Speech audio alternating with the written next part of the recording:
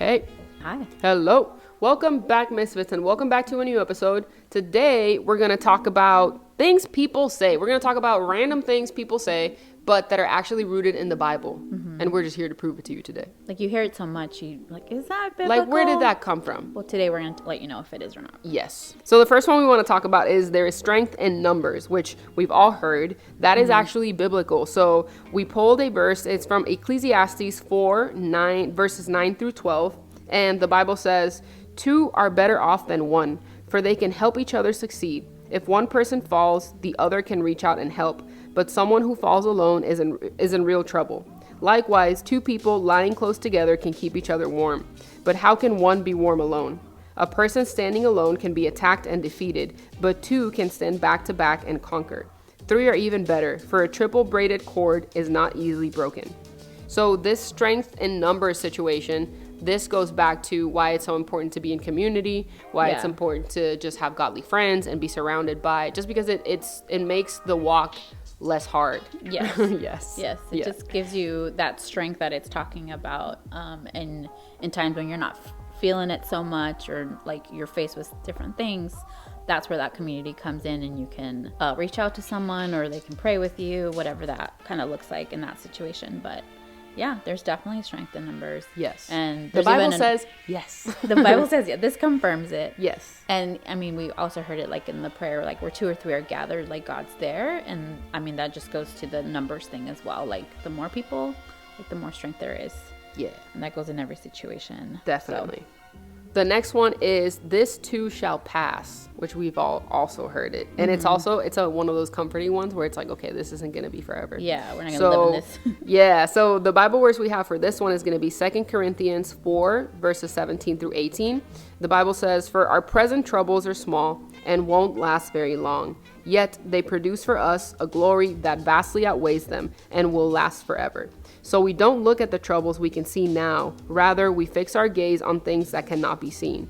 For the things we see now will soon be gone, but the things we cannot see will last forever." Really cool. Yeah, it's awesome. It's like, it will pass. It'll be okay. Because we've all been through those areas.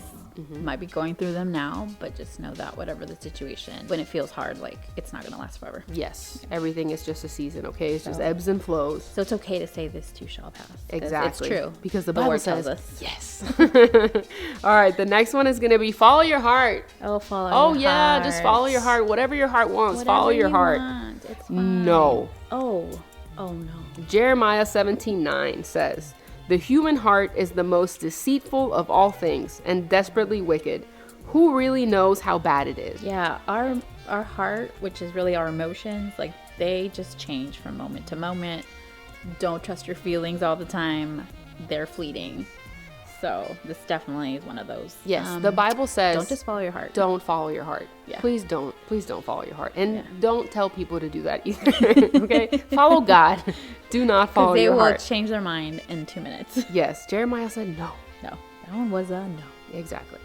The next one is "let tomorrow worry about itself." We've all heard this one. That's a good one. This is one that usually people tell you when you're freaking out about something you have to do, or there's a deadline or something, and they tell you to like console you, but it doesn't actually work because it just makes you more mad. It's like, oh, don't worry about tomorrow. So Matthew 6, verse 34 says, "So don't worry about tomorrow, for tomorrow will bring its own worries. Today's trouble is enough for today." That's just good stuff. I mean, get mad if you want, but don't worry about in tomorrow. Exactly. Ultimately, it's biblical. True. Like, just be present, focus on what you're doing right now, because God has already taken care of tomorrow. And I'm not saying like you're just think about it and it's not going to happen. Yeah. But be present in what you have, and don't let that like steal your joy or steal like what you're doing, putting that worry on the next day. Yeah. Because you don't know what's going to happen. And Matthew says not to worry. Matthew says not to worry. So. Exactly. So if Matthew says not to worry, we won't worry. I won't worry. Or we'll at least try. We'll try to scale it back. Exactly. The next one is going to be God doesn't give more than you can handle. We've all heard this one too. This was also a good one. So for this one, we have 1 Corinthians 10, verse 13. And the Bible says, "The temptations in your life are no different from what others experience. And God is faithful. He will not allow the temptation to be more than you can stand. When you are tempted, He will show you a way out so that you can endure." Yeah. Good stuff. And I think this one's important because it's true He won't give you more than you can handle, but it's in a sense where He's going to step in.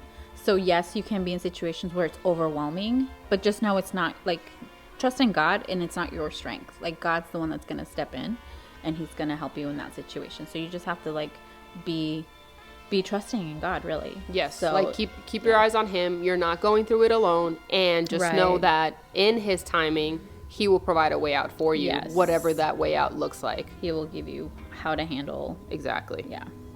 That's good. Another one we have is patience is a virtue. Virtue is defined as good or useful quality. The Bible doesn't say word for word that patience is a virtue, but it does repeatedly tell us to be patient. So in this verse in James, it says, "Dear brothers and sisters, be patient as you wait for the Lord's return. Consider the farmer who patiently waits for the rains in the fall and in the spring. They eagerly look for the valuable harvest to ripen." So we get this example about the farmer. And again, the Bible doesn't actually say patience is a virtue, but it just multiple times throughout the Bible, it just tells us to be patient. It tells every single important person in the Bible to be patient. And so it is an important characteristic, like it's an important quality that we have to develop and that we have to continuously work on. Mm-hmm. And the Bible is telling us here clearly in this example to be like a farmer, right? We've all heard this in sermons where the farmer goes out, he plants the seed, and he doesn't go and check on the seeds every days or whatever. It's like he knows it's going to happen whenever it happens. And so we have to be similar. We have to just make sure to plant and water and take care of it, and just let God just do what he does. God, exactly. So something we're all working on. Yeah. This one's mostly true. Like it's a quality that we want to have because the Bible repeatedly tells us that it's good to have. Yeah. The next one is all things work together for my good. This one's like half true because people leave off a very important part of this, and this comes from Romans 8:28, and I'm going to use the KJV because it just fits. Because we really want to make our point. Yeah. And when you want to make a point, you use KJV. Exactly. And that's kind of like, because it's been around for so long, I feel like this is the version that you hear all the time. But this is what the verse says. "And we know that all things work together for good to them that love God, to them who are the called according to his purpose." So there's more to just, everything's just going to work out. Everything's going to always work out. You're going to be fine. Yeah. Like, it can, but just know it requires us to love God and be in his purpose. Yes. So there's a little more from our end. Everything's not just going to resolve itself all. Yes. You know? So if he's called you to it, then it will work out. And you're in his purpose. And if you're in his purpose. If you're not operating under his will, under his purpose, or in your calling, I can't guarantee it may or may not work out. And maybe not the way it's supposed to, you know? Right. So just keep in mind that whole verse, it does have like a second part to it that many people don't actually say out loud or use when they're preaching because they want to inspire you and like motivate you. But just know it's there's more. There's more. Yes. Yeah. There's actually always more when it comes to the Bible. Usually there is. There's That's always true. more. Yep. But this is one that's just, I feel like it's used a lot and it's great. Yeah. But like there's a little more that requires from us. This is like a biblical highlight. Yeah. You know what I mean? It's in the highlight reel. We want you to believe this, but also like have your heart in it. Yes. And not just feel like, oh, that didn't work out. Well, there's a little more that needs to be done. So we're here to point that out. Last, but certainly not least, we are going to share this last one that's the marriage vows, or that's used a lot in marriage vows. We see it in like every romantic movie and even in some books. But we're going to read it because it's word for word in the Bible, and this is found in 1 Corinthians chapter 13 and verses 4-7. And it says, "Love is patient and kind. Love is not jealous or boastful or proud or rude. It does not demand its own way. It is not irritable, and it keeps no record of being wronged. It does not rejoice about injustice, but rejoices whenever the truth wins out. Love never gives up, never loses faith, is always hopeful, and endures through every circumstance." That was beautiful. Yes. It's great. So that's beautiful. You hear it at weddings. I know we've all heard it, and you're like, oh, that's beautiful. That's like poetry. That's this. That's that. Yeah. No, it's Bible.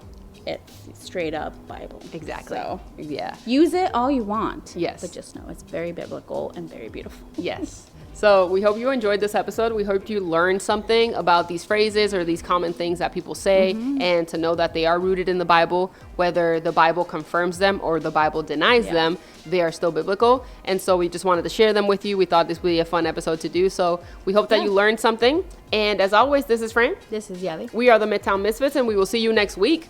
Bye-bye.